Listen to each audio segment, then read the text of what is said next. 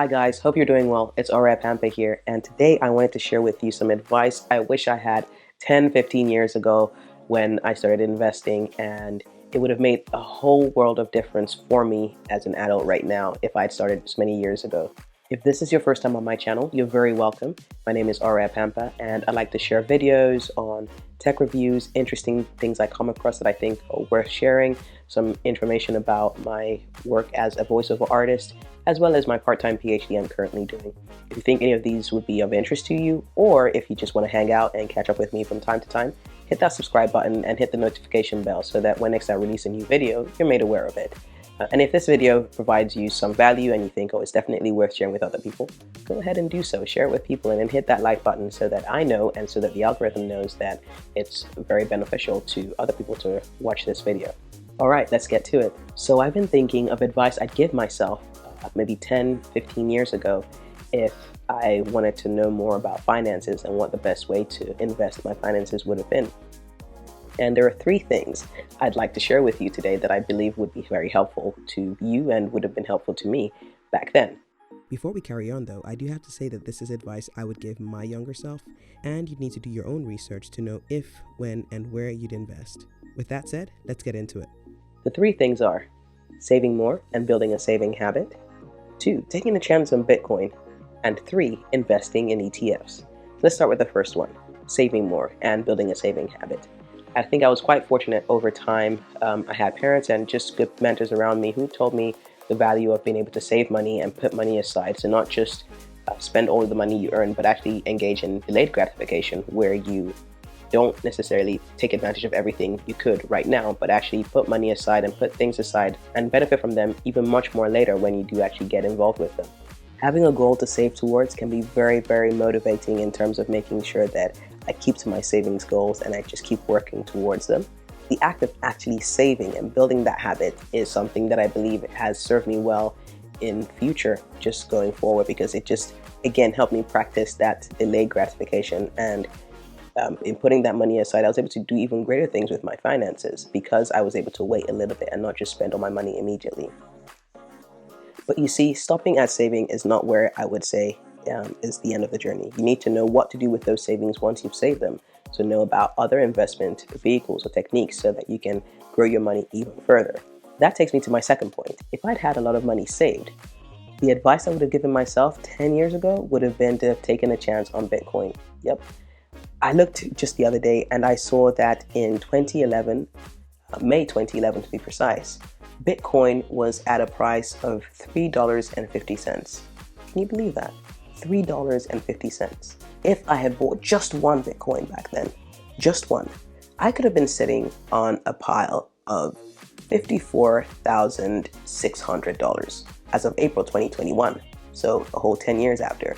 But if I had sat on it up until November 2021, I could be sitting on $66,000. That is mind-blowing.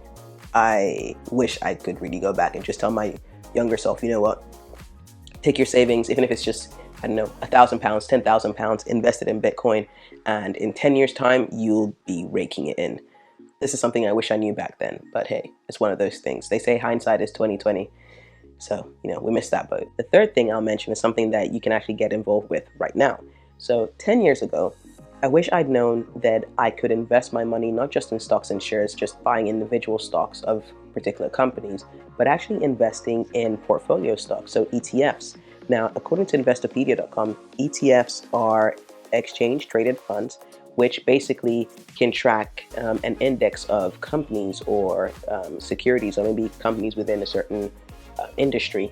And then instead of buying individual shares of just one company, you could actually buy a share of that portfolio. What that then means is that it spreads your risk over many companies. So if one company just goes down and doesn't do as well, you still have your risk spread across the other companies, so you're not completely stuck. But you see, these ETFs have been shown to grow about 7% or even more than that yearly. So that means with asset prices rising as well as reinvesting your dividends, you could actually be earning quite a lot of money over time just by investing in ETFs, either by a lump sum or a lump sum and just little contributions monthly or yearly. I read on lazyportfolioetf.com that if I'd invested $1,000 in the Vanguard S&P 500 ETF, I could be sitting on $4,479 10 years later.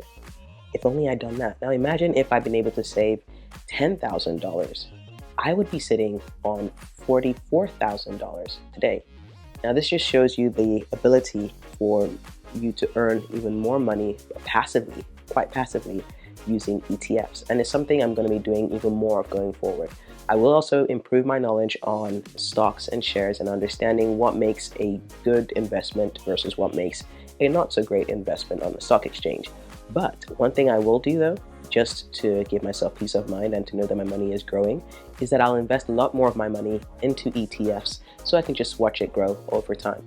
So I hope this has been helpful to you. In summary, here are the 3 pieces of advice I wish I could have told myself 10, 15 years ago. Number 1, save more and build that saving habit. It'll put me in good stead in the future. 2, take a chance on Bitcoin. I could have been sitting on $50,000 right now if I bought just one Bitcoin about 10 years ago. And the third one, which I think is the most key and the one for which I can actually implement in future, is to invest in ETFs over time. So choose a good ETF or choose a few good ETFs that are performing well and have been shown to perform quite well over time, and just invest in them and invest in them consistently. So take that saving habit, not just put the money in the bank, but actually invest it in ETFs and make money that way. And what am I going to do going forward? So going forward, now that I have this knowledge, I'll definitely continue investing in ETFs, as well as learning more about the stock market and choosing other companies I can also invest in. And then the second thing as well would be, when I do have children, literally from the day they're born, I'm opening up junior ISA accounts for them, investing that money in ETFs so that I can see that money grow over time. So by the time they're 18 or 20 years old, they have access to a lump sum of money which could be used to pay for their tuition fees at university, or to buy a house or other properties, or to even invest in a business if they're so inclined. I hope this video helped you. If it did, don't forget to leave a like on this video, and I'll see you in the next one. Take care. Bye.